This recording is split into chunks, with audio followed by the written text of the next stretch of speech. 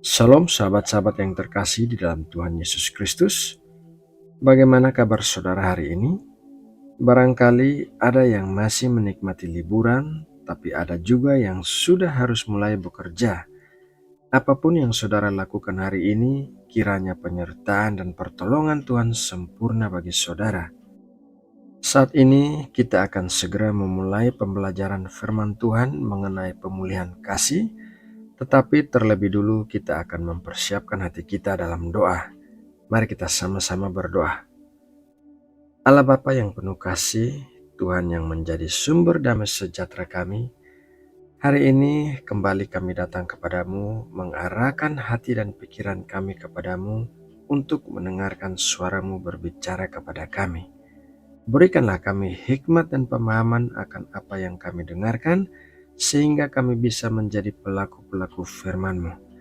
Terima kasih ya Bapa, kami berdoa dan mengucap syukur di dalam satu nama yang kudus, nama Tuhan Yesus Kristus. Amin.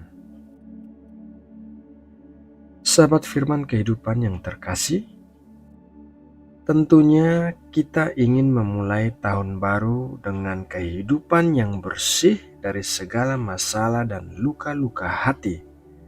Tetapi bagaimana kalau ternyata masih ada hal-hal yang belum dibereskan dari tahun lalu dan bahkan mungkin dari tahun-tahun sebelumnya? Bagaimana kalau kita masih memiliki ganjalan dalam hubungan kita dengan orang-orang tertentu, atau mungkin orang itu adalah pasangan hidup atau keluarga kita? Sebetulnya pemulihan kasih harus dilakukan secepatnya setelah hati seseorang terluka, agar luka itu tidak menjadi lebih parah dan menimbulkan dampak yang lebih besar. Tetapi kenyataannya banyak orang memilih untuk mendiamkan suatu luka hati, sehingga hal itu pada akhirnya akan timbul ke permukaan dan sulit untuk ditangani. Luka hati biasanya dimulai dengan suatu ketersinggungan atas kata-kata atau tindakan seseorang terhadap kita, baik itu kita alami langsung maupun kita ketahui melalui orang lain. Ketersinggungan itu berubah menjadi kemarahan dan pada akhirnya akan berubah menjadi kepahitan hati dan dendam. Apabila dibiarkan berlarut-larut, maka hal ini bisa mempengaruhi hubungan kita dengan orang-orang lain dan bahkan bisa menimbulkan penyakit pada tubuh kita. Luka hati yang tidak segera ditangani adalah hal yang sangat berbahaya. Orang bisa memiliki luka hati akibat perkataan seseorang puluhan tahun sebelumnya, dan saat luka hati itu menjadi tidak tertahankan, maka akan terjadilah tindakan yang tidak terduga. Firman Tuhan berkata dalam Kolose 3 ayat 13-14, "Sabarlah kamu seorang terhadap yang lain, dan ampunilah seorang akan yang lain, apabila yang seorang menaruh dendam terhadap yang lain, sama seperti Tuhan telah mengampuni kamu, kamu perbuat jugalah demikian. Dan di atas semuanya itu, kenakanlah kasih sebagai pengikat yang mempersatukan dan menyempurnakan."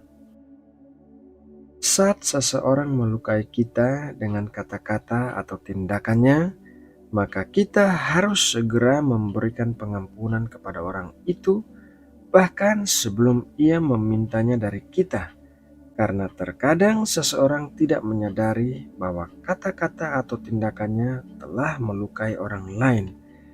Tetapi kalau kita tidak segera memberikan pengampunan, maka yang akan mengalami akibat yang tidak menyenangkan adalah diri kita sendiri. Tuhan menyuruh kita mengampuni orang lain adalah untuk kebaikan kita sendiri, karena Tuhan mengasihi kita dan Tuhan tidak ingin kita menyimpan luka-luka hati sampai hati kita membusuk.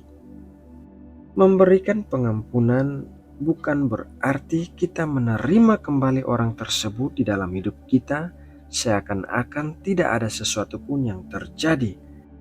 Akan tetapi Memberikan pengampunan berarti kita melepaskan orang itu dari pengaruhnya terhadap hidup kita. Coba perhatikan kata-kata orang yang memiliki sakit hati sampai menendam kepada orang lain. Setiap hari, hal yang dipikirkan dan dikatakan adalah tentang orang yang telah menyakitinya dan betapa dalam akibat luka itu bagi dirinya.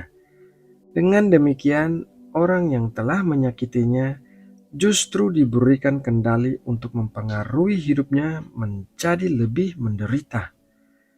Pengampunan akan melepaskan orang yang telah menyakiti dari pengaruhnya terhadap hidup kita.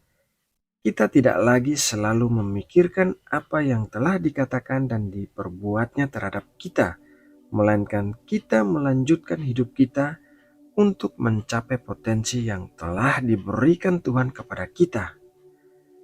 Sahabat-sahabat firman kehidupan yang terkasih, seperti yang dikatakan oleh Rasul Paulus kepada jemaat di Kolose, pengampunan sejalan dengan kasih. Kita tidak bisa mengatakan bahwa kita mengasihi orang lain apabila kita tidak bisa mengampuni.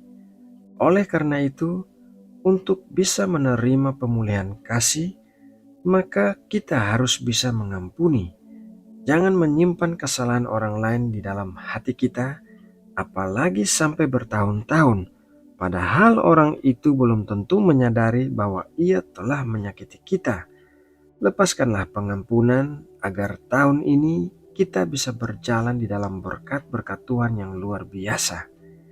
Nah, sahabatku, demikianlah renungan firman Tuhan hari ini.